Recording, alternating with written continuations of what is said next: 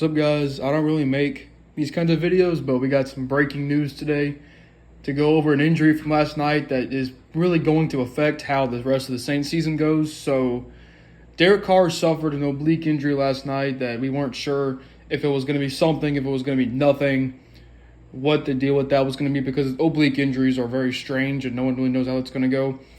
There was a report that came out today from most of the major NFL news outlets on Twitter, such as Ian Rappaport, Adam Schefter, all those guys, that Derek Carr is going to most likely miss multiple games with this oblique injury, and he's looking at probably at least two missed games, which is going to be the Bucs game on Sunday and the Broncos game on Thursday night right after that. And it could be longer, could be less than that, because we know Derek Carr was expected to miss multiple games last year, ended up missing none after having several injuries throughout the course of the year. He had a couple of concussions and an AC joint or something, but he found his way to play every game last year. This is different. We don't really know how he's going to recover from this, and this puts the Saints we're fucked. We're absolutely fucked because, everyone wants to point the blame at Derek Carr. I'm not even a big fan of Derek Carr. If y'all have been here for a while, y'all know that I did not like the Derek Carr signing when it happened, and I said we would be destined for mid. And that's exactly what's happened.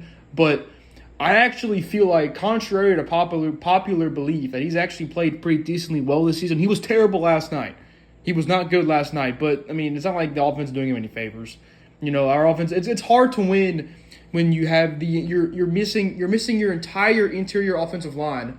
And the Saints shot themselves in the foot by not actually getting a serious threat at receiver outside of Olave and Shaheed, and maybe they'll get Devontae Adams. That's a story for another video.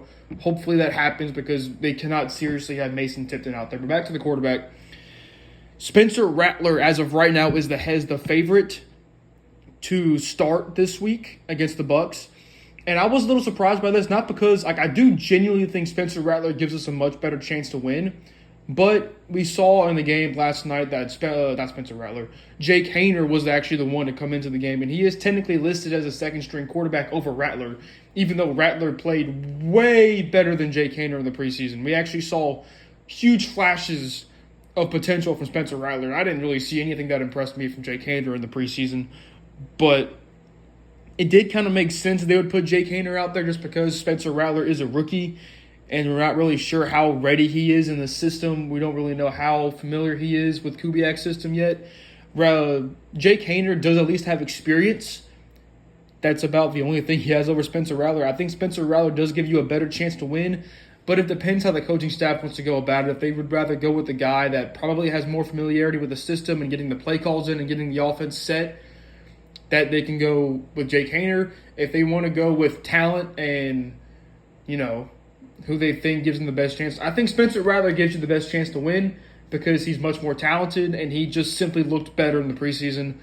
But Jake Haener has experience and he probably is more familiar with the system and the play calls, but I don't think Spencer Rattler would be necessarily a liability when it comes to that, but only time will tell. It's looking like it's going to be the Bucs game and the Broncos game, our next two, both at home. We're probably not going to have Derek Carr for either one of those, and that sucks because right now we're staring at 2-5 in the face, and we can only hope and pray that we can somehow win one of these games.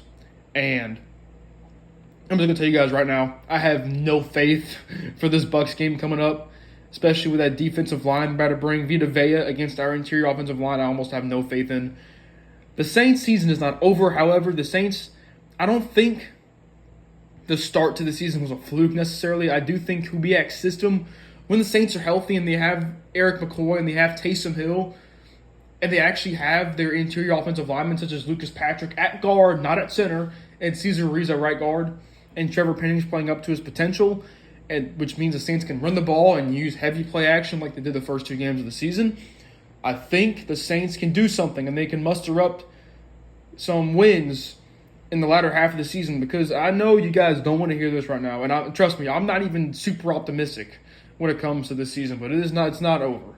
It is not over. The Saints do have an easy schedule coming up after a couple games.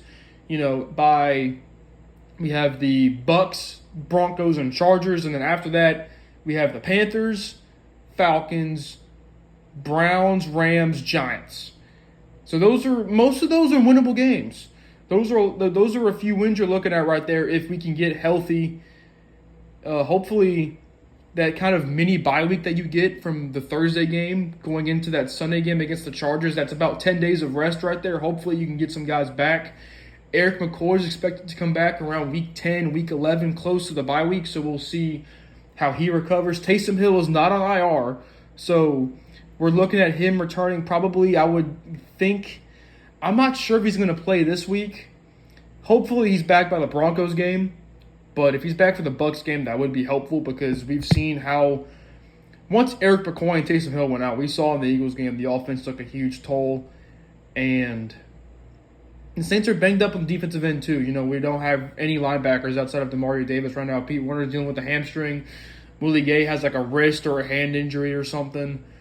And the key with the Saints have to get healthy. They can't. What we saw on the field on Monday night, there was a lot of this. There was a terrible product on the field, but they just had no fucking players by the end of the game. They ran out of players. The Saints need to get a serious threat at wide receiver 3. So really try to get Devontae Adams.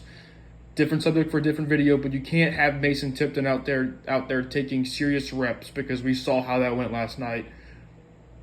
Get healthy on the offensive line, get Taysom Hill back, survive without Derek Carr, and your schedule's in front of you for you to win some games, to potentially try to sneak into the playoffs, but it's going to be difficult. It's not going to be easy, and it's not likely as of right now. We have to see how the Saints can salvage these next 2 to 3 weeks, but it's not over yet.